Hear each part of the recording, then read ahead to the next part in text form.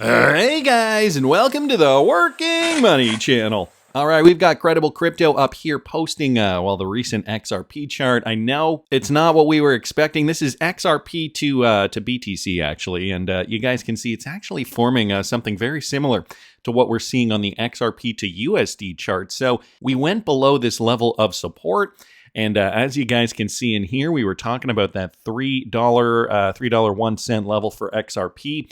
We were holding up quite nicely for a little while. Then we were forming support down in around $2.88, $2.89, give or take. We dumped down in around $2.73. Now we're rebounding a little bit. So for the Patreon subscribers, I'm going to be posting a market update today. I wanted to wait for the market to settle out before I decided to give you my thoughts on what is happening. And for those of you guys who have not signed up yet, guys, it is only $5 a month. Patreon.com/workingmoneychannel. I've rolled back prices to old school prices, but you got to subscribe and stay subscribed to lock in. This is, we're coming up to the last hurrah of the market. And, if you want to pick my brain, see where I'm going to be cashing some of my XRP out at. Not just my XRP, all my cryptocurrencies. You can follow at patreon.com/workingmoneychannel. So today we are at about $2.87 for one XRP. As I did mention, it did go as low as $2.72. So bouncing off former resistance that we saw only a few weeks ago, guys. Let me remind you, the last time we saw these prices was only July the 12th. So I know it seems like, maybe for some of you, it seems like a very long time ago, but it still isn't actually that long ago. So do not fear, guys. We are going to continue to make our way to the upside. This is only the 1 hour chart. Also, if you take a look at the 1 day chart, routinely we've seen significant violent XRP dips before making new highs. So we saw that back in December. And, even if we go here, let me just take it to, let's bring up another chart here. I always bring up the Coinbase chart. That is the go-to now, but it doesn't have the history on it that I want to show you guys. But routinely, we have seen big swings. 2020, 2021 wasn't a good example just because of the lawsuit, but even if we go back over here, 2017, 2018, huge moves to the downside before we kind of settled out and then made another move to the upside. So again, when we take a look at some of these downturns, you got to remember, this is a 65% correction before moving back up. And, routinely we did get back down to those levels before making a new all-time high. So from this high to this high, that was still another 727% back in 2017, 2018. And, you come to today and, you're looking at this correction here. And guys, we're already making waves. That green candlestick is looking very promising. That was a 65% correction here. We're only down about 25% before coming back up, and now we're only down 21.5% since the all-time high. But of course, retail is panicking. Fear and greed at 48, so it's still a neutral. It's actually not too bad. We haven't seen the market dip too much within the last 24 hours, only 0.09%. Altcoin season nowhere in sight at the moment. And guys, this is all dipping because Bitcoin is dipping. Let's take a look at Bitcoin right now. Taking a look at Bitcoin on the hourly. Bitcoin was doing the same thing, guys, and XRP just following Bitcoin in the moment. Bitcoin is forming what is looking like that inverted head and shoulders pattern right now. So hopefully, even if we do come back down, we are going to make our way out of this very soon. What were some of the reasons? I posted this video yesterday. Chinese bonds now issued over the XRP Ledger. If you guys didn't catch this video, I will link it up here. I was more interested in what Crypto Fanatic 420 posted down here. What's all this I see about China outlawing crypto just recently? Did you guys see those posts? I happened upon Ian Binns' Twitter account, and he actually reposted it twice over here. Once from Red Alerts. China just announced that they have officially banned cryptocurrency trading and mining and related services.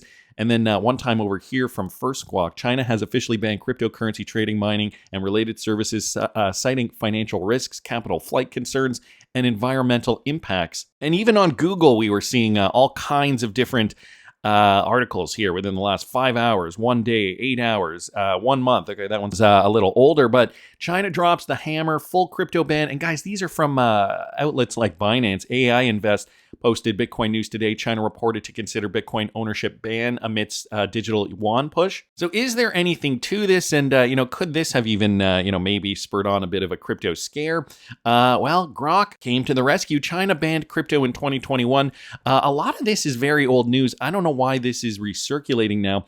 Grok mentioned it twice for both of these tweets. So I don't know. I mean, maybe this had something to do with it. Always good, though, to double check your sources. Rob Art here posting this. Okay, every cycle has had a crash. So again, if you guys are worried about this crash, nothing to worry about. Boring period. Periods where some coins pump steadily and then generally bullish macro phase where more coins do pump up. This cycle, we have had all that except the general bullish macro phase where more coins pump up. Our emotions always tell us this time is different. The charts always tell us it's not. There is no evidence that this time is going to be different. So one of my friends, Rob Art here, with some great advice. Again, guys, if this is your first bull run, especially if you're new to this, or maybe you invested in XRP back in 2020 and the lawsuit came about and you made some mistakes, you didn't cash out enough of your XRP. I know I was guilty of that in 2021. You can follow me at patreon.com/workingmoneychannel. It is only $5 a month. I have rolled back the prices for a limited time, but you got to subscribe and stay subscribed to lock in at those prices. Interest rate cuts would help too, right? Wouldn't they? James Fishback made an appearance on Fox News. President Trump doesn't need to fire Powell. He can just neuter him by naming his replacement immediately. Well, there's a tactic. Listen to this. Is he can actually appoint a Fed chair a lot sooner than everyone expects. Now, markets, as an investor, they are an expectations game. And so when you get a Fed chair, even if they don't take office until May of next year, if you appoint a Fed chair in the early fall, the market will listen to them as opposed to Jerome Powell. This is the same Jerome Powell, Laura, that cut rates by 50 points right before the election in a desperate attempt to Kamala Harris to help her. Of course, it didn't work. President Trump won in a historic landslide, but now he refuses to raise rates even though inflation is lower today than it was then. And so the president is using his First Amendment rights. He's calling out the Fed chair for being intransigent, for being too late. But my recommendation to the president would be appoint a Fed chair far earlier than anyone expects, so too late's voice can be totally nullified. That is an interesting strategy. Name someone sooner rather than later, even if Jerome Powell is resigning. I think it's early 2026. So I wanted to thank James Fishback for posting that. Nick Crypto Crusader commenting on the RLUSD. During this recent downtrend in the market, RLUSD secretly passed 600 million in total value. So I don't think anybody was paying attention to this. It's very clear, though, that Ripple is dedicated to ensuring that the RLUSD becomes a top 5 stablecoin by the end of the year. I strongly believe that we are watching the beginning stages of RLUSD becoming one of the most dominant US stablecoins in the market, and I don't disagree 1 second. XRP and the XRP Ledger will soon be the main home for RLUSD value, and stablecoin transactions will begin to accelerate more and more on these networks. So check this out, guys. RLUSD surpassing 600 million. I've got the stablecoins up here on this on CoinMarketCap. Tether, of course, number 1, USDT, and USDC number 2 down here. RLUSD, guys, still making its way up the charts. So this is by market cap, but as you guys can see, market cap is growing. 602.6 million. That is just beneath PayPal's USD at just over 1 billion in market cap. Of course, getting its way up to a top 3 cryptocurrency, we still have to do a lot of work. Although there is still a huge gap between number 2 and number 3 here. So to get up to number 3 probably wouldn't be as hard as surpassing Tether or USDC. Slowly but surely, though, and it is a bit of a story of the turtle and the hare. Slow and steady wins the race. We know that RLUSD is slowly becoming more prevalent and going to be utilized in more financial systems, institutional grade financial systems. So we are seeing this happen in real time. And just speaking about stablecoins, we are also seeing the CEO of Uber, for example, saying that the ride-hailing giant will accept Bitcoin and stablecoins as payment options, marking the company's most definitive commitment yet to cryptocurrency integration. So this was from a couple of weeks ago, but I think it is important to note big companies now are looking to utilize not just stablecoins, but all cryptocurrencies, just depending on which jurisdictions they're going to be regulated in. So speaking at a recent tech summit, Khosrow Sharhi, don't know how to pronounce his name, also announced plans to eventually pay employees using Bitcoin, though the company provided no specific timeline for implementation. The announcement represents Uber's clearest embrace of digital currencies after years of cautious exploration.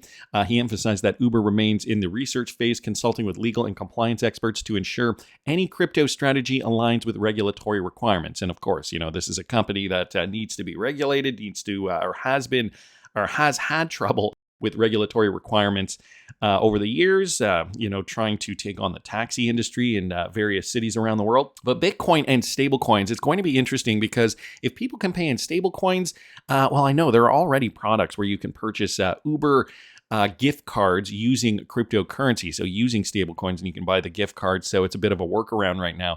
But guys, if we see full integration, I think we're going to see a lot of these different stablecoins start to become more prevalent and start to see more market value. So 600 billion right now. That is just the beginning. I think we're in to see a heck of a lot more. This right here is a CBDC-backed stablecoin arrangement, okay? This coming from Mr. Man. What makes this arrangement a synthetic CBDC and CBDC-backed arrangement is the fact that the stablecoin is backed or collateralized by central bank digital currencies, or CBDCs, or reserves held at central banks. Now note this, okay? Remember, Ripple is going to gain access to the Fed's master account for use. If you guys didn't catch the video I did on that, I'll link it up here. Do you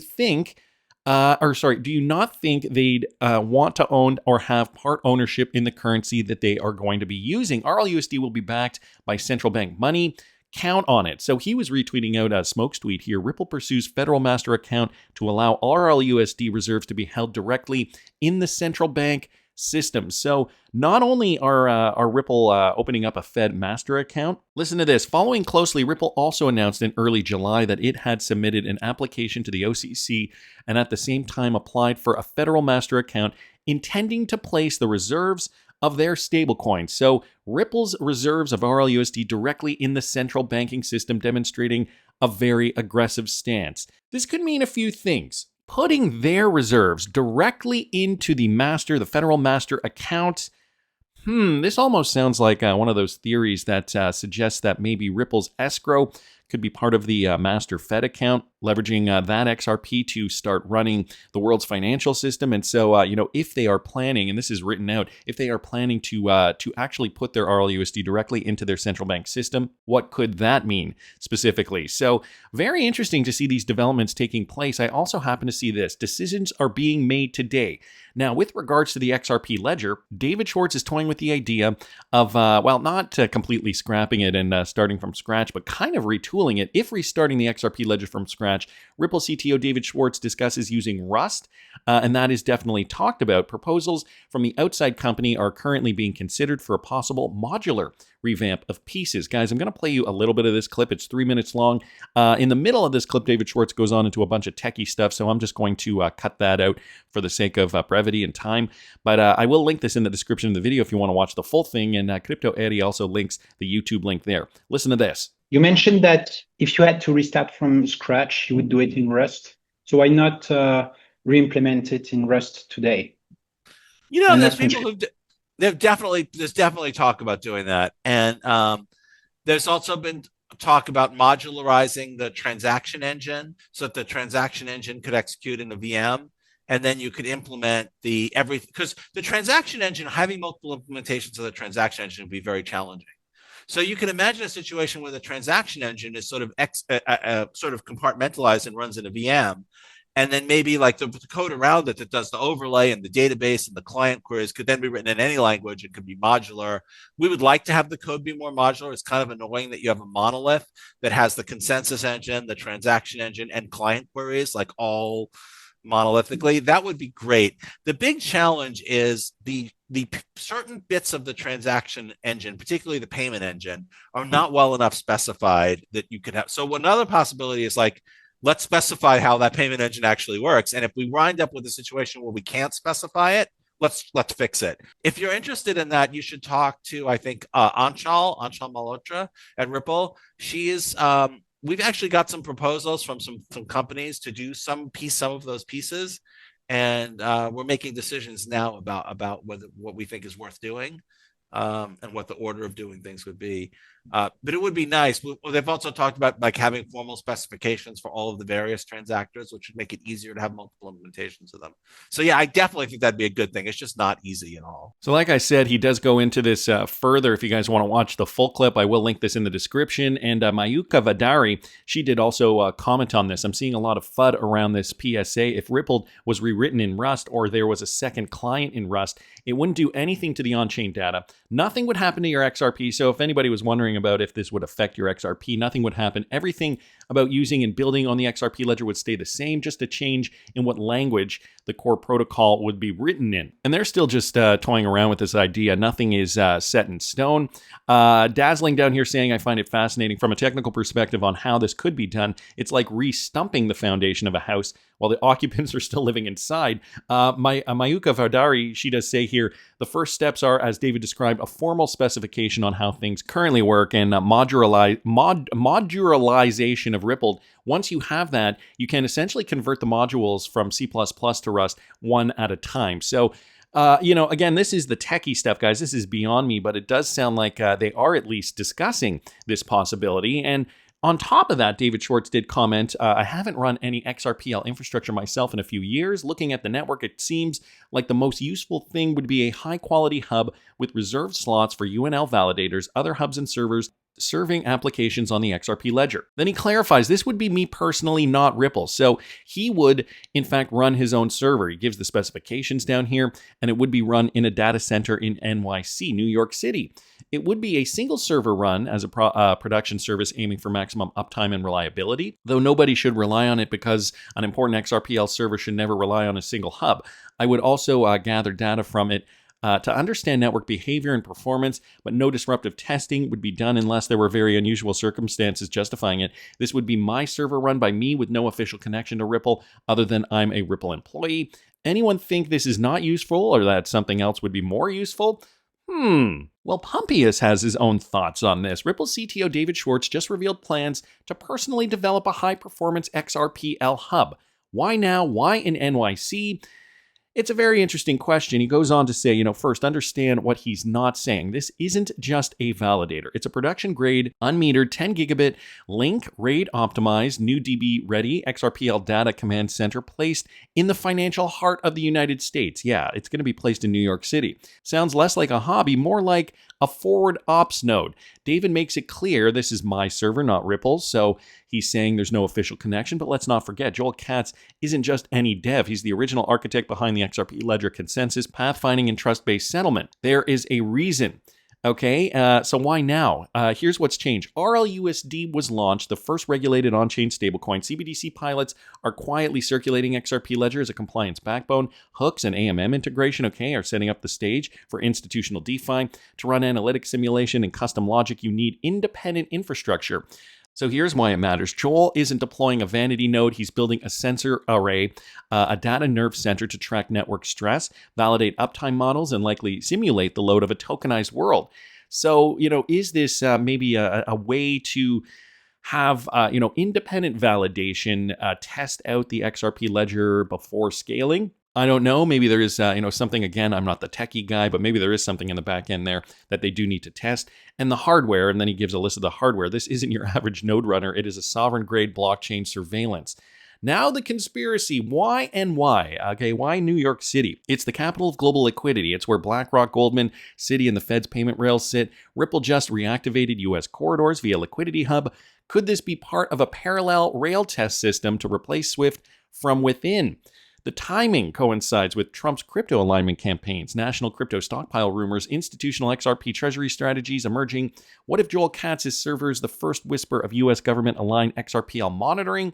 Don't forget, Ripple is already working with the BIS, the IMF, and over 20 central banks. XRPL isn't just a ledger, it's a reset machine. It tokenizes, it settles, it connects, and with this hub, it now watches. This is the calm before the data storm. Schwartz knows something. This hardware screams preparation for institutional level scale, not amateur experimentation. The XRP financial grid is finally being activated node by node. When you read further into this, it does seem like David Schwartz is not just doing this as a hobby. Don't forget, guys, he's been working for Ripple for quite a while, and he's been doing this for several years now. Why would he do this just for fun? And I feel like in that clip when he says, or when he mentioned, sorry, in this tweet when he says, it would be my own, it would not be Ripple's. He did not have to say that. It makes me wonder if he's saying that specifically to, to kind of put it out there, to put it out on Twitter, to make everybody know, or at least think that this is not, some extra testing that Ripple has to do before a new financial system is going to scale. Is this the beginning of perhaps seeing the rails finally being utilized in a meaningful capacity, taking out Swift and, the fact that it is in New York City again? Why would you put it in New York City? There's no reason for it. All these guys live in California. All things that make me go, just my opinion. And guys, if you want to keep following me, what I'm going to be doing for this particular bull run, you can follow me at patreon.com/workingmoneychannel. Again, it is only $5 a month. I've lowered the prices, rolled them back, but you got to subscribe and stay subscribed to lock into that $5 price point. It's getting really exciting to see what's going to happen next. I'm not going to be round tripping my crypto, and I hope you guys aren't going to be either. Are we going to the moon yet, guys? Is it ready? Who's ready? Let's put on our XRP Said It astronaut tees, and if you don't have one yet, you can find one at the Working Money Channel merch store. Link is in the description of the video. That's just my opinion, but I want to hear what you guys think. Please subscribe to the channel if you haven't already. Like the video if you like the content I'm providing. I always love hearing your comments. See you in the next one, guys.